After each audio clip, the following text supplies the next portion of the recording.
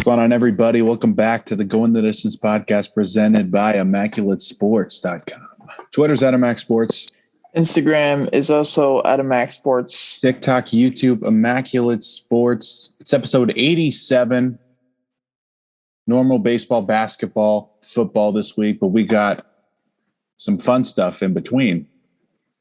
Buy or sell. Hall of Fame. Yeah. Should be good. Yeah, it's going to talk about majority of the show is going to be baseball. We'll still talk about basketball at the end and maybe have a little bit of football in halftime as well. But let's just go ahead and get right into the opener. Skyler, what was the favorite thing that you saw over this past week? I'm going to go with Al Horford. All right, the Celtics last night, great comeback win over the Bucks. And the old man playing 42 minutes, had 30 points, 8 rebounds, and dunked on Giannis. Pretty crazy. I am a big Bucks believer this postseason, but he's starting to change my mind. You know, if a third or fourth piece of your offense, like Al Horford is to Boston, is putting up these kind of numbers, you're going to be looking pretty good. Yeah, for sure. And the favorite thing that I saw this past week got to be the Dubs going up 3-1 over the Memphis Grizzlies. With the state of that series right now, it looks like the Dubs should probably win in 5 or 6, especially with Ja being out most likely in the rest of the series and would be the rest of the season for Memphis. Wasn't pretty in pretty much all the games except for Game 3, but sitting at 3-1 series lead is a pretty good spot for the Warriors, and I'm completely okay with that. On to the Immaculate Sports Player of the Week, and then we'll get into our favorite number 87 because it is episode number 87. But the Immaculate Sports Player of the Week has got to be Josh Naylor, specifically for his performance last night where he hit 2 home runs after the 8th inning of a ball game and became the first player in MLB history to have 8+ RBIs after the 8th inning of a game. 2 absolutely massive home runs, a game-tying grand slam in the 9th against Liam Hendricks, and a go-ahead home run in the 11th to give the Guardians a win there. Did you see the clip of him going back into the dugout, yelling and screaming and throwing his helmet? Yeah, it's a cool clip for Naylor, and a lot of people on those comments are like shitting on him, saying, "Oh, dude, like relax, like that's like disrespect, stuff like that." But I don't think a lot of people realize that Josh Naylor dislocated his ankle last year and had one of the most gruesome baseball injuries we've seen over the past few years, literally like 8-9 months ago at this point. So to see that him coming back and playing with this emotion and playing well is super good to see for him. And it just shows now, I don't think he's taking anything for granted, and he's soaking in all the big moments that you should be soaking in. Yeah, no complaints from me. Let's go ahead and get to our favorite number 87. Skyler, what do you got for this one? I'm going to go with number 87, who played for the same team for 17 years. That's Sidney Crosby in Pittsburgh, 3-time Cup winner, 2-time Hart, 8-time All-Star, one of the greatest to ever touch the ice. Don't forget about the 2-time Art Ross, the 3-time Ted Lindsley, 2-time Maurice Richard trophy winner, and the 2-time Conn Smythe trophy winner, Sidney Crosby as well, from Nova Scotia in Canada. Yeah, Trailer Park Boys was shot there. Yeah, pretty clear. Best number 87 of all time, unless you want to talk about tight ends. Yeah. You go to Mr. Clark. Jordy Nelson. So also another good one. Let's go ahead and get the team reports now. Probably not too much to report on, but Skyler, anything with the Jets this week? Sauce Gardner's wearing number 1. I did see that. So rookie camp over the past week has been pretty mellow for the Jets. Robert Saleh has had in the past first-round picks get horribly injured in rookie minicamp, so he had all the first and second-round picks chill. Just, watching the drills, maybe mimicking the drills from the side. But one guy, Michael Clemens, defensive end from Texas A&M, who we drafted in the 4th round, is looking like an absolute monster. He fell in the draft because of some off-the-field issues, and the Jets' Twitter's going crazy. All the jokes are like when Michael Clemens was born, he drove his parents home from the hospital, and It's very excited for that. So he's guy. a dog. Yeah. He's a dog. As far as the Raiders go, though, not too much to report on, except for perhaps an all-pro corner joining the Raiders here in May could be a possibility with James Bradberry being cut from the Giants. Obviously, Bradberry's defensive coordinator over the past few years, Patrick Graham, is now at the Raiders. Raiders need a corner. They have some cap space. That could be a potential fit, and that would be something that I would love because we need a number one corner, and that's what James Bradberry would provide. Besides that, though, nothing really to report on. NFL schedule comes out on Thursday. We've had a few games trickle out from the broadcasting companies for those games. So we've seen about maybe 8 or 9 of those games be reported so far. But we'll get them all on Thursday. It should be a very exciting time at Thursday at 5 o'clock. Let's go ahead and get to the spotlight now. I see you and me both chose some young pitchers. Tell me about Jack Leiter so far. All right. Jack Leiter had a start for the Frisco Rough Riders. That's AA for the Rangers. I got some notifications on my phone. This game was be on MLB TV. So I went to go look for it. And of course, there was some kind of problem, so I couldn't watch it. But I watched it the next day on YouTube. Jack Leiter had 6 innings, 2-hit ball, no runs, 5 strikeouts against the Arkansas Travelers. And this guy's not skipped a beat. 1.93 ERA so far this year in AA. And, it's not great as A's fans, but still it's always good to see the top prospects shoving in the minors. He should be up pretty soon. Yeah, it's pretty cool. Yeah. I'm going to talk about Hunter Green as my young pitcher in spotlight here.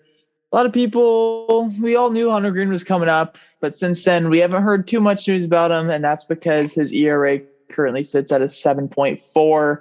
He's given up the most home runs in the MLB, but there is one good thing about Hunter Green so far. That's that he has 35 strikeouts in 25 and 2/3 innings. He's been dominating as far as that aspect, but giving up the home run ball is definitely going to cost you. As A's fans, we saw something similar with Jesus Luzardo when he came up a few years ago. He'd have all these strikeouts. Next thing you know, he has a 99-mile-an-hour fastball that's right down the middle. And regardless of what the velocity is, these big league hitters are going to go ahead and take that ball out of the ballpark. But there is some good news because Hunter Green is pitching tonight. He's facing the NL Central leading Milwaukee Brewers. Ooh. And he's gone 5 innings so far, giving up 1 run and has 6 strikeouts. So Good job by Hunter so far. Hopefully that continues and the Reds have some more good things to talk about because they haven't really had too many here in the first month and week of the MLB season.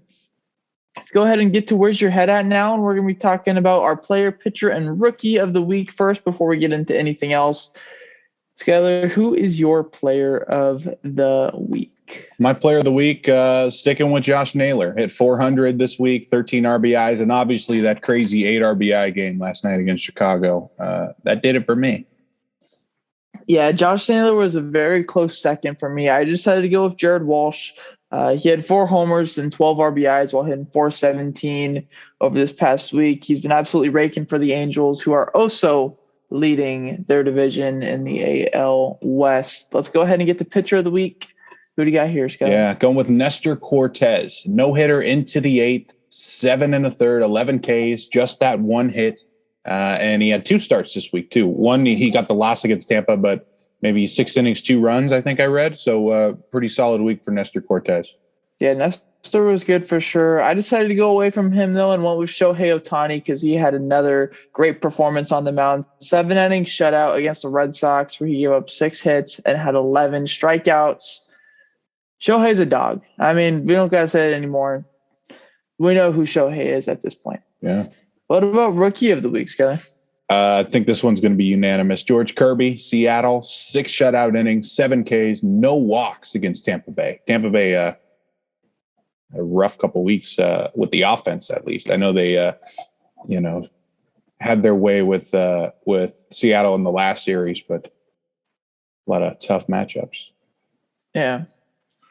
I also went with George Kirby here, and I know Skyler already mentioned the stats with him, but I think a really big thing is those 0 walks because when the Seattle Mariners brought up Matt Brash a little bit earlier in the season, that was his big problem, was walking guys. He had about over 9 K per 9, but he was walking guys at the same weight that he was striking them out.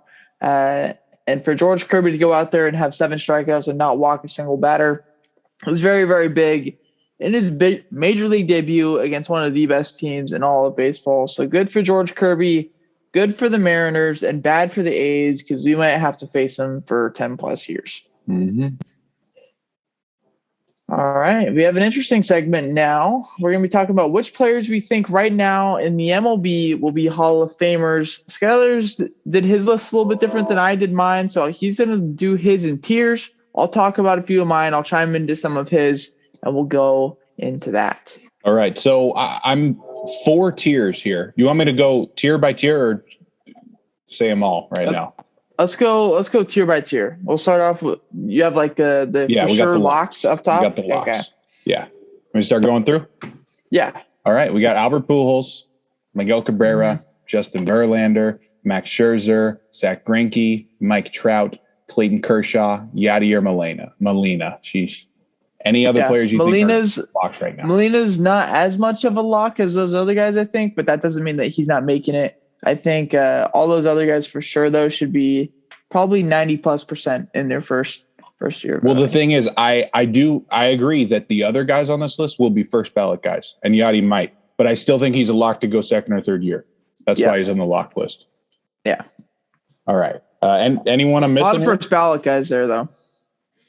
I think you got those all. I think you got them. The next list is the guys who are currently on pace. They've just hit, the second leg of their career. And this is the biggest list for me. So I'll just rip through it right now. We got Bryce Harper, Manny Machado, Chris Sale, Paul Goldie, Nolan Arenado, Chris Bryant, Mookie Betts, Francisco Lindor, Jose Ramirez, Carlos Correa, Freddie Freeman, Jacob deGrom, Garrett Cole, Andrew McCutchen, Joey Votto, Madison Bumgarner, Christian Yelich, and Corey Seager. Yeah, I like that list. I think Chris Bryant is actually one of the lower percentage guys on that list, though. When it comes to some of the counting stats, he's pretty far behind when it gets to those. But I think there's a chance he can get in. Obviously, playing him Colorado might help him out quite a bit. Or it might hurt him also because they made Larry Walker wait a little bit. So, or there's even some confusion about him. But I like that list. I do. All right. The next tier here is the fast start guys, the guys who are off to a crazy start with their WAR specifically through their first 5 years. So we got Shohei Ohtani, we got Vladimir Guerrero Jr., we got Ronald Acuna, Juan Soto, Francisco Tatis Jr., Shane Bieber, Walker Buehler, Yordan Alvarez, Emmanuel Clase, who we talked about, and Josh Hader. Yeah, I like those guys. I would be interested. I don't really know how old he is. Let me go ahead and pull it up. I was thinking about Devin Williams and how old he is, but let's see. He's 27, so yeah, he's a little bit behind the curve when it comes to that stuff. And he's not. He only has 5 saves in his career. Have we ever seen a guy not be a closer and not be a starter that makes the Hall of Fame? Like a setup man? I don't think so. But there's Devin Williams is so unique. I don't think he gets into the Hall of Fame. Yeah. Especially if he ends up having like 15 saves in his career. He'll probably end up going somewhere else because I would figure that he wants to be a closer at some point in his career. But I don't know. There's just something to think about with him. Yeah. All right. You may be thinking, there's a couple more guys you haven't said that I swore would have been on this list. Well, they're in the question mark tier here. This one, I'll give a little explanation or try to for each guy. If you're thinking, wait, why isn't he a lock or on pace? So we'll start with Robinson Cano. That's the steroids. All right. He's got all the numbers to be in there. But if Barry Bonds didn't get in, I don't think Robinson Cano is going to get in. Yeah. Especially since Robinson Cano did it in an era where you couldn't actually do it. Next, we got Aroldis Chapman.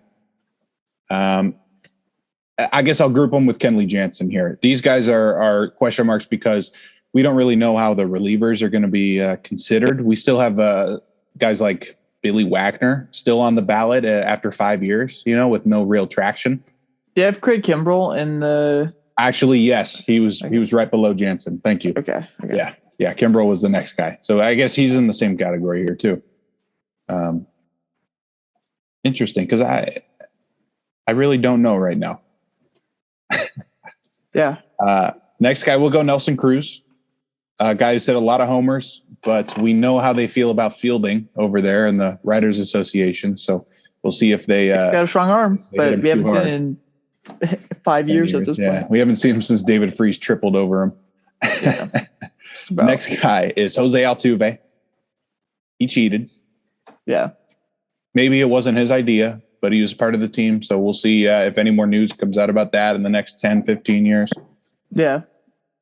Which there probably will. Yeah. There'll probably be some interview that does something once one of those guys retires.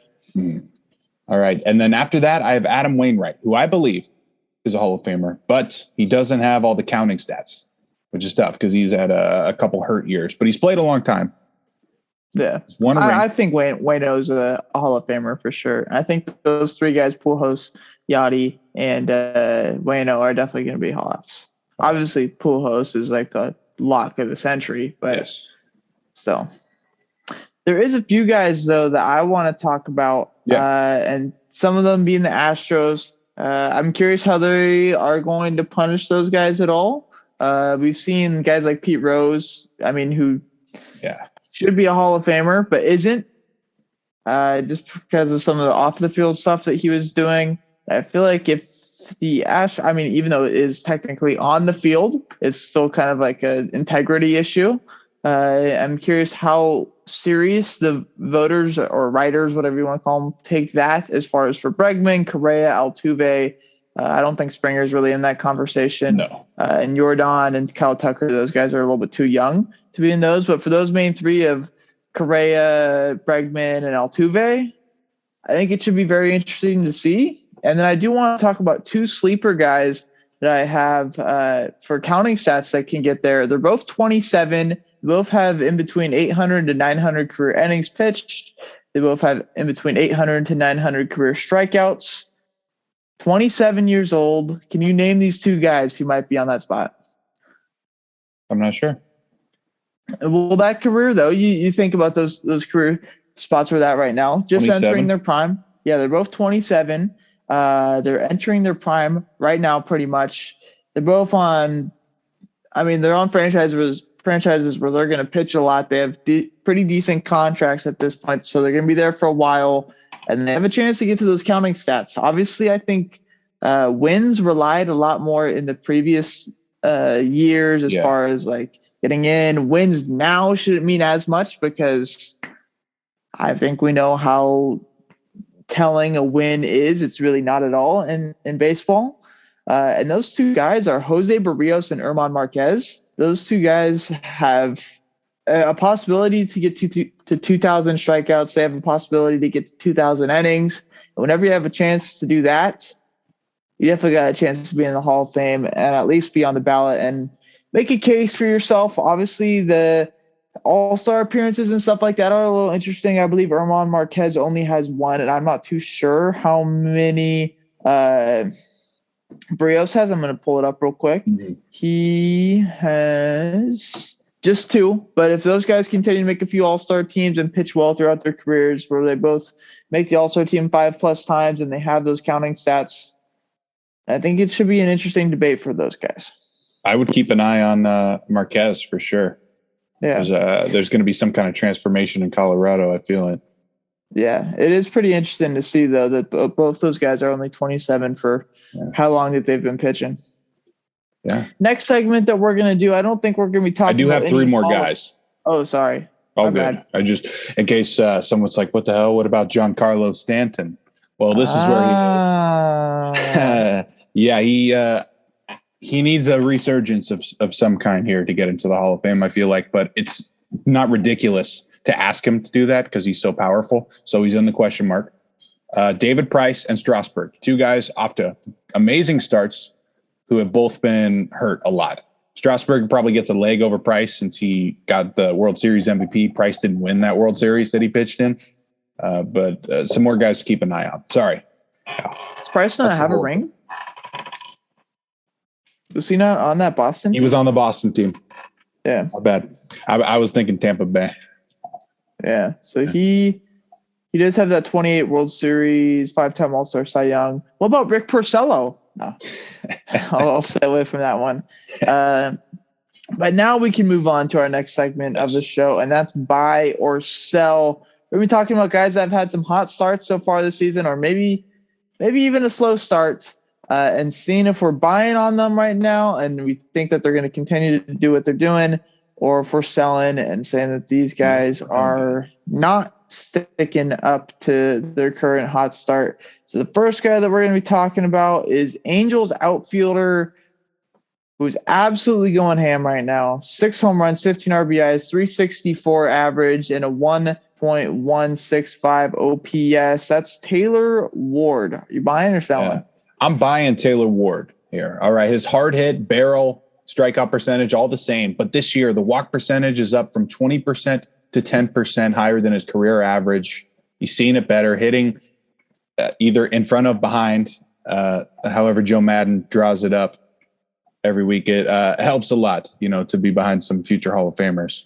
Yeah, for sure. I also am buying on Taylor Ward. I think he's been doing really well, and I just had a few Angel games that I've watched this year. He passes the eye test for sure. He's hitting the ball hard, hitting it to all fields, and he's fast as well. And with how that lineup is structured, they have to pitch to him. Even though he's walked a shit ton of times. That's pretty much what I was trying to say. I think the other guys in that lineup, having a Shohei, Trout, Rendon, Jared Walsh, and all those dudes in that lineup is definitely going to bode well for him. And seeing pitches where the guys have to come after him, and he's not going to be forced to chase or do something more than what he needs to do. Next up is first baseman Eric Hosmer, who has had an interesting last 6 months or so. The Padres, I thought there was a for sure chance that this guy wasn't going to be on the roster come the season when we were in the lockout. Now he has 35 hits in his first 100 at-bats this season, 3 home runs and 18 RBIs, and he's playing well for that now Bob Melvin-led Padres team. Do you think Hosmer is going to keep this up this year? What do you think? I was a big Hosmer believer before the season started, so of course I'm going to buy this one. He's walking so much more than last year, on-base machine, and all the writers who said he should have been traded for nothing, just a cap dump, should be fired. Yeah, I still think he's a bit overpaid, and I am actually selling on Hosmer. I don't think he's going to go ahead and keep up to this pace. I think 350 is a tough clip. He's a guy that could hit 300 or hit 280, but just with how his percentages go as far as hitting ground balls and how often he does that, it just doesn't bode well for today's sport. Where having average is cool. And hit him sixth. The thing is, you look at a guy like Ichiro's career, where he was hitting 350 throughout his whole career, and he had an OPS of like 800 4 times in his career. Like, he's not a guy that was posting 950s. And Eric Hosmer, I don't think has a very legitimate chance to post higher than an 800 this season. I think he will come down to earth, and definitely not going to be hitting for power. So maybe it's a little skewed right now with the first month of the season. I don't know how many home runs Hosmer will hit, but I know it's not going to be that many. Next up is Tampa Bay Rays outfielder Manuel Margot, and former Padre as well. Yeah. He's been going ham right now. He had 3 homers in that series against the Mariners over the weekend. So he's got those 3 homers, 20 RBIs. That leads the team in Tampa Bay right now, 337 and a 900 OPS. Do you think Manuel Margot is finally the guy that we all thought he was going to be when he was coming up? I'm going to sell Margot. All right. He had a crazy series, which was nice. But other than that, it's all singles. He's got one of the lowest barrel percentages in the MLB. The expecting batting average is pretty crazy for him right now, especially because of that series. But it's a little too risky for me. to buy him. Yeah, I'm also gonna sell on Manuel Margot. I think he could have a good season, but I see him hovering around probably an 800 OPS this season. Not gonna hit a lot of home runs for you. I think those 3 homers over the weekend probably skewed that stat quite a bit. But yeah, good start for Manuel Margot. Unfortunately, I just don't think he's gonna be able to keep it up. If he doesn't keep it up too, the matchups, how Kevin Cash plays it, he's only going to be in the lineup half the days. So we'll see how that goes over there. Mm-hmm. Next up, we have another side of it. Also, another former Padre. That's Franmil Reyes. He has had one of the coldest starts in all of baseball this year. Striking out a shit ton. Leads the MLB in strikeouts at 47, and he's only walked 4 times. We know how big of a bat Franmil Reyes is as far as hitting bombs over 450 feet, and he's only got 4 extra base hits in the first 26 games of the season for him so far. Are you buying or selling on Mr. Franmil? If I could, I would hold him, but I can't. So I'm going to buy this that he's bad. The walk rate's down from 10% to 3%. Like you said, he's only walked a handful of times. He's still hitting the ball really hard, but the chase rate is so much higher than last year. He's not seeing the ball at all. Yeah, I think he'll break out of his slump a little bit, but I think he's going to continue this strikeout rate and probably post one of the highest strikeout clips in all of the MLB this season. So I'm going to say that this isn't just a fluke for right now. I think this is probably how the season's going to go. I don't think he ends up having a total of 16 extra base hits throughout the whole season. He probably gets up to about 30 or so and starts to get going and hits a couple home runs here and there. But I don't think Franmil Reyes is going to have nearly as good of a season as he did the season before.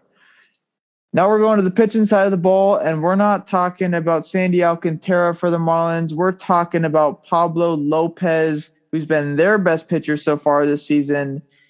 I'm pulling up his stats right now. He currently sits as either 1 or 2 as far as ERA goes throughout the whole MLB. I think Kopech actually has the best.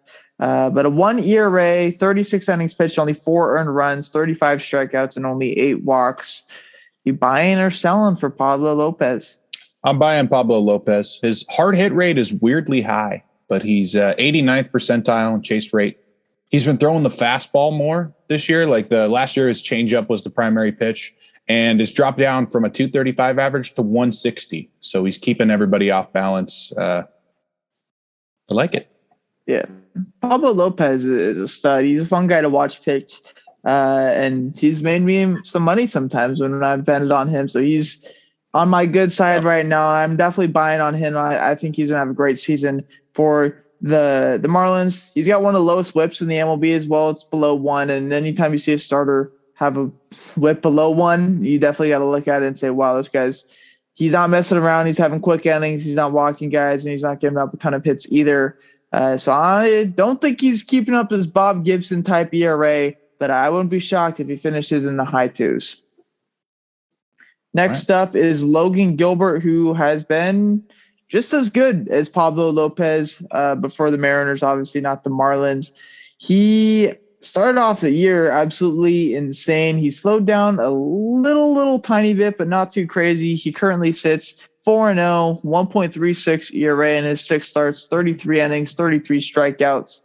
And yeah, so are we buying on Mr. Logan Gilbert?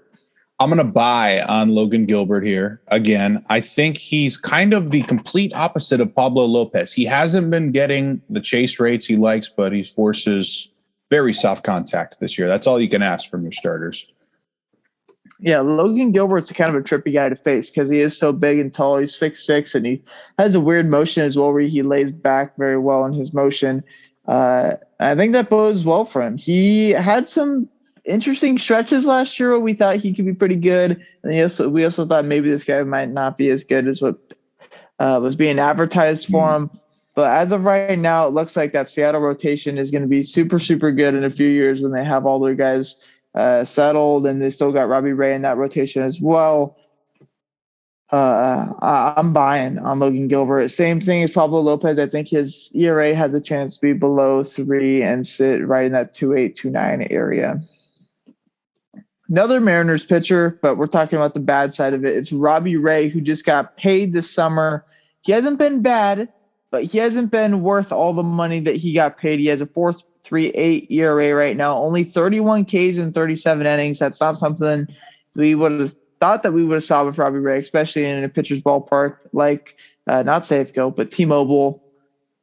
And 18 earned runs already in 37 innings. So not the greatest start for Robbie Ray. Do you think this slow start is real, or do you think he's going to break out of it and get going once again? I'm going to buy that there's something going on here with him. The secondary pitches are getting absolutely crushed. A 255 average on the slider, 500 on the curveball. No chase at all when hitters are facing Robbie Ray this year. So something's going on with him, and I want nothing to do with it. Yeah, I don't think Robbie Ray is worth the money. I didn't like this signing when it happened in the offseason because he really only had one good season. And we've seen this happen before with pitchers where they have that one really good season and then we never really see that ever again. I think Robbie Ray probably ends up at a 3.9, 3.8 type area for ERA this season, but he's not going to be the high twos type guy that he was for Toronto last year and ended up winning the Cy Young for them. K rate scares me. I kind of expected more from him there. That's one of the best ways to make yourself look good is by striking guys out, and that's like what I was talking about with Hunter Green. He has one of the better strikeout clips in the MLB right now. But Robbie Ray does not have that, and I don't think he is going to be worth the money, to say the least. We're talking about a Brewers pitcher next, and it's not Freddie Peralta. It's not Corbin Burns. It's not Brandon Woodruff, even though we probably should be talking about Brandon Woodruff, though, because he's been quite terrible so far this season. But we're talking about Eric Lauer. He's been dominant for them this year, and this kind of came out of nowhere for me. 1.82 ERA, 42 strikeouts in 29 and 2/3 innings, and a whip that sits just below 1. And not walking a lot of guys, and he's not allowing a lot of home runs either. Yeah. What do you think for Mr. Lawler? I'm buying this for Padre. Wow. Sorry. Yeah, another Padre. Yeah. And yeah, I'm buying it for sure. He's had a high whiff rate throughout his career. And luckily for us, we have advanced stats now like fielding independent pitching.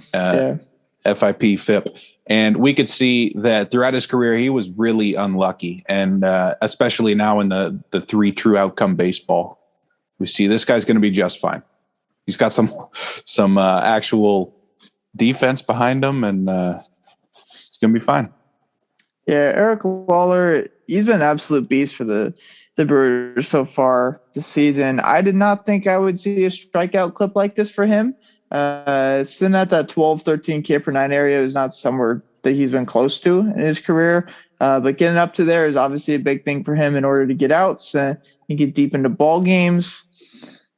I don't know if that 1.8 ERA will stick all the way down there. It usually doesn't for those guys, but I see him probably just above 3 and being a very solid, one of the best number 4 starters in all of the MLB this season for the Brewers. Last guy that we're going to talk about is a former A, still super, super young, and that is Jesus Luzardo. We talked about him a little bit earlier in the show. I compared him to Hunter Green and how he started his career where he was pitching really, really good. He had one bad inning, throw a couple fastballs down the middle and get killed for it, and that cost his team the game. So far, he hasn't really done that. He has 26 innings pitched so far, 35 strikeouts, just over 3 ERA. Walks have been a little bit of a problem. He has 12 walks in those 26 innings, but that's something that you can fix. I believe he changed up one of his pitches a little bit. I'm blanking on which one it was, though, and he's starting to throw it more effectively. Yes. I believe it's a slider, but really good so far. And it's good to see with Jesus Luzardo. Are you buying it or are you selling it? I'm buying. And what you were saying was, or at least one piece of it is, he stopped throwing the sinker. He didn't have as much control. He was getting hit hard, 300 average. So he's throwing the 4-seamer primarily, 154 average, and he's not walking guys with the fastball. It's helping him a lot. Yeah, I'm definitely buying it. I mean, this guy was the number 14th ranked prospect in baseball at one point for a reason.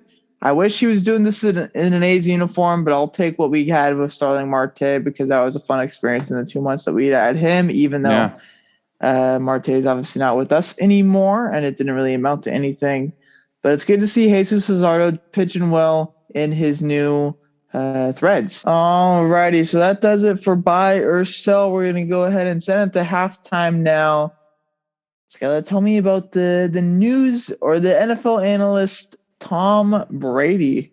Yeah, I woke up this morning to some Tom Brady contract news that kind of freaked me out for a second when my eyes weren't adjusted yet. But it was a 10-year, $375 million deal from Fox Sports to be an analyst. And this is crazy. I think it's great that the guy who probably knows the most about football in the world is going to be working with Fox. Yeah, I don't know how else to explain it. It's crazy. It's super, super good to see that Tom's doing this. And I think the reason why he's doing this is that in the 2 months that he retired and he was away from football, he realized he needs football in his life indefinitely. And he's definitely going to go ahead and get that now with this big contract with Fox.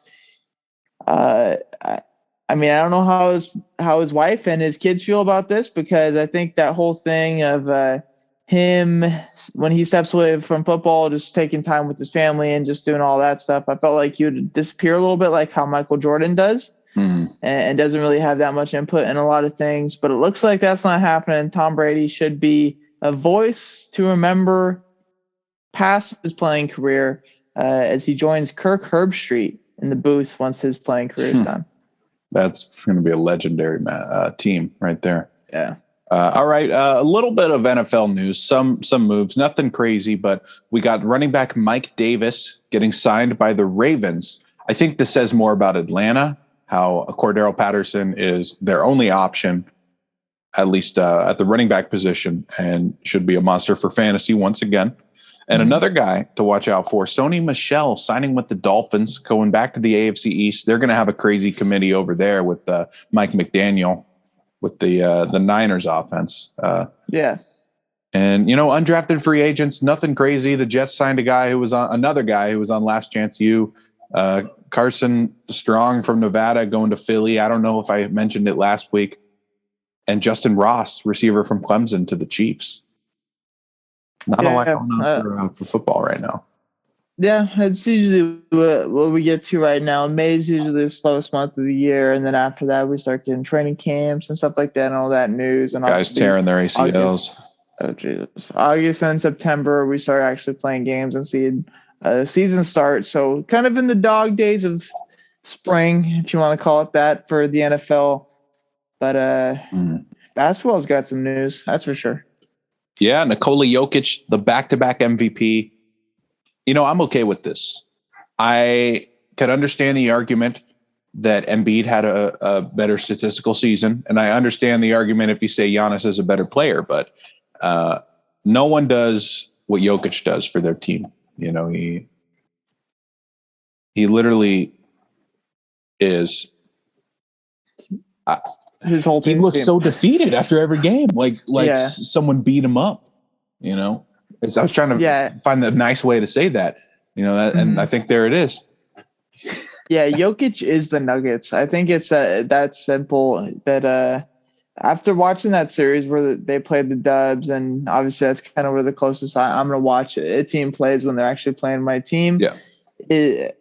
You could tell, like, without Jokic, that team was nothing. I mean, Boogie did a great job of doing what he could, and obviously had one game in that series where he kept them in the game pretty much throughout the whole game. But Jokic is, I could see how he's definitely the most valuable player in the league. Embiid, Giannis, I think those guys will definitely probably win an MVP in their career. But I think it's very fitting for Jokic to go ahead and win the back-to-back MVP. And that's going to do it for halftime. Let's not a lot of extra curriculars this week. So not too much. Nothing college-wise. Maybe we'll get a mock draft from Skylar next week. Oh, boy. For 2023 1.0. Is that a possibility? Maybe. if I'm bored at Just work. top five, something like that. Oh, We'll see. yeah, for sure. Yeah. Yes, something simple. But let's go ahead and get to the second half now, where we're just going to be going over the NBA series again. We made our predictions for them the last time that we talked about them, but obviously the series have changed quite a bit since then. Every series is tied 2-2 besides the Dubs, where they're up 3-1. Right now, Miami is up by 15 points midway through the third quarter against Philly. That's where we go first. How do you think this series plays out? It's pretty much a best of three now at this point. What do you think? I really wanted to switch my pick away from Miami here after seeing Harden flip the switch last game, but I can't do it. I can't. It's Miami in 7 here. And, it's as simple as today. Kyle Lowry's out. I was thinking, man, they're going to mess up the bench, because either Tyler Hero or Oladipo is going to have to play 40 minutes. And you know what they did? They started Gabe Vincent instead. I completely forgot about him. This team is so deep. It's crazy. Yeah, this series and the Bucks Celtics series are just so hard to predict because it's just I could see them playing out both ways. I could see either one of the 4 possible outcomes for that Eastern Conference Finals matchup. And I'm going to go with Miami in 7. I think this series definitely goes 7. I think whoever wins this game is going to lose the next one, and we're forced to play a 7 in Miami. And any game 7, I'm tuned in for sure. That's going to be super fun to watch. But I'm going Miami in 7 just because of the depth. I think Embiid might be starting to hit a wall at this point. I think he hasn't played as good as what he could have the past few days, and I don't think you're going to get that performance from Harden every single night. So I'm going with Miami in 7, and we'll find out who they are playing here in a few minutes. Next up, we're going to the Western Conference side with the Mavericks and the Suns. That game is also tonight. Series is tied 2-2. Series shifts back to Phoenix, where the Suns won the first 2 games of the series, and Dallas won the third and fourth games when they were in Dallas. Are we going to see a trend here where every game is won by a home team? How do you think this series plays out? I think so. I got the Suns in 6. Dallas is putting up a better fight than I thought they would, but they're not going to get great games from Smith, Kleber, Bertans. Wow, Luka's struggling, especially on the road against a team like Phoenix. I just think their magic's going to run out. I would love to see Luka put up a fight here on the road, but I just don't think it's going to happen. I think we are going to see a series that has every single game be won by the home team, and I think the Suns end up winning this one in 7. Mavericks have shocked me a little bit here. I think they are overachieving a little bit when it comes to this. So it's been a good season for them, but the Suns are the Suns, and I feel like they can turn it on at any moment, and I think they're going to, especially if they get to a Game 7 situation, which would also be cool because hopefully if the Warriors beat the Grizzlies in 5, which I'll talk about more here in a second, it would add some provided rest for the Dubs, who are a little banged up right now.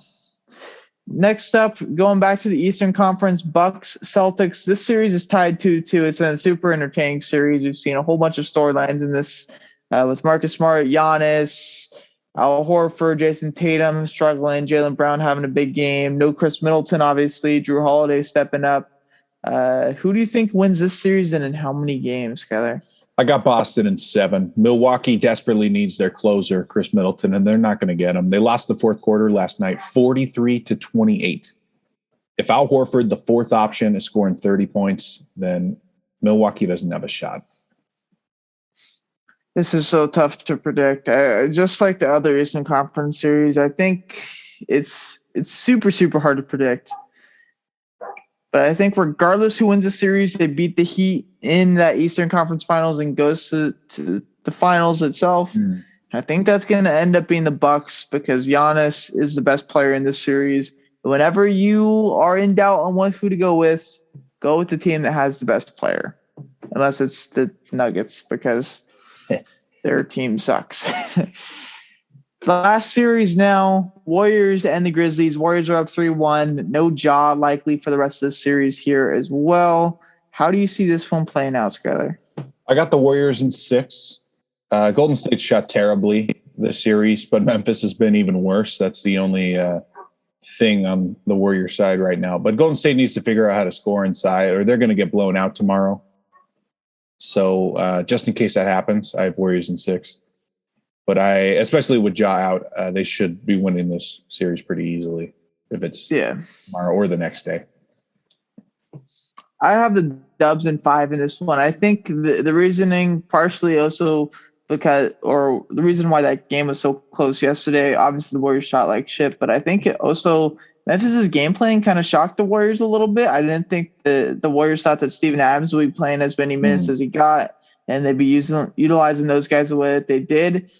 So the Grizzlies stopped the points in the paint. They did well on that, and the Warriors obviously had a bad day shooting. It ended up kind of being a perfect storm as far as defensively goes for the Grizzlies. Obviously, they're not going to shoot that bad. Both teams probably this next game, but I think the Warriors just got that gear in them that the Grizzlies don't have yet, and win the series in 5 and send Memphis back home to fucking Tennessee or whatever.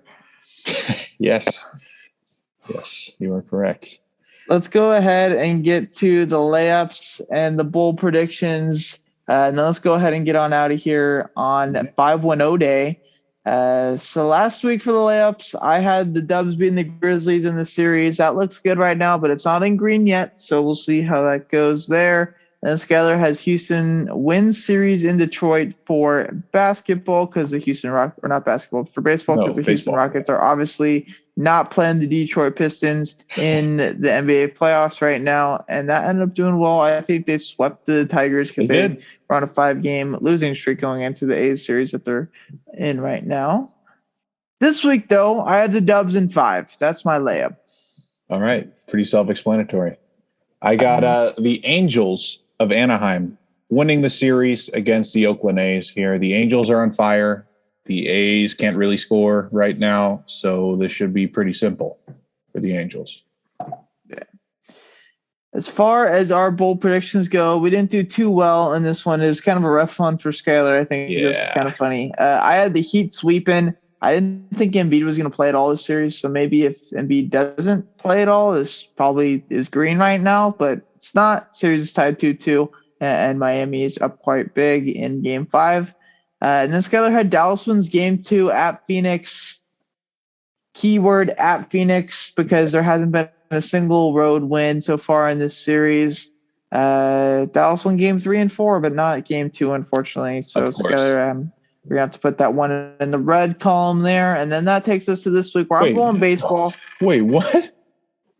What? Keep going. Okay. Sorry.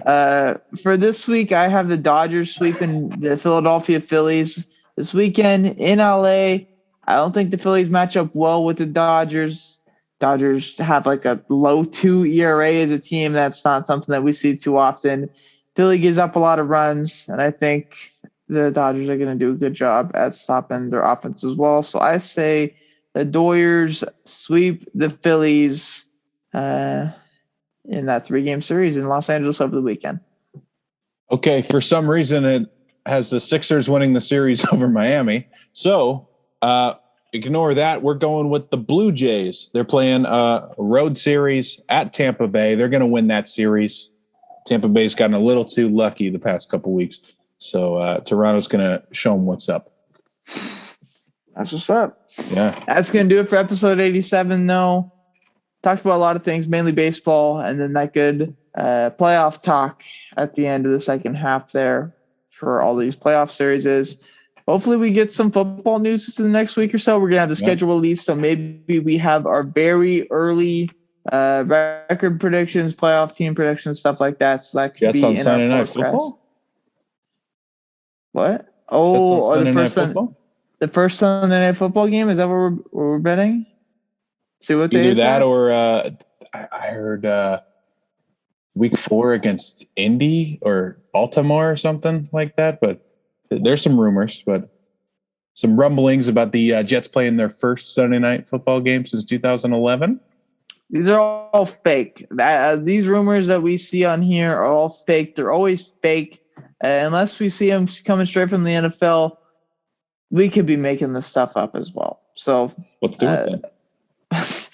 predicting the full NFL schedule. So yeah, that would be a fun episode and nauseating with how long that would be. But yeah, it's gonna do it for episode 87. We'll catch y'all in episode 88.